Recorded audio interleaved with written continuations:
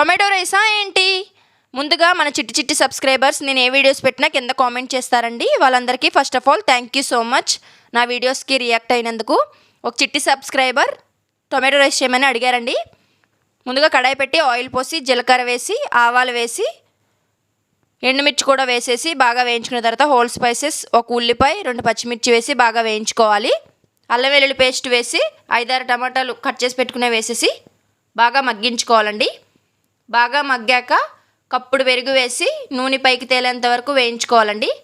వేయించుకున్నాక 1 table spoon salt, చిటికెడు పసుపు, 1 table spoon కూరకారం, 1 టేబుల్ స్పూన్ కాశ్మీరీ కారం, 1 టేబుల్ స్పూన్ ధనియాల పౌడర్ వేసి కప్పుడు బియ్యంకి కప్పున్నర వాటర్ పోసి ముందుగా సోక్ చేసి పెట్టుకున్న బాస్మతి రైస్ని అందులోకి ట్రాన్స్ఫర్ చేసేసి కొంచెం కరివేపాకు, కొంచెం కొత్తిమీర, 1 టేబుల్ స్పూన్ నెయ్యి వేసేసి బాగా ఉడికించుకోవాలండి. అంతే, సర్వ్ చేసేసుకుంటే బాగుంటుంది.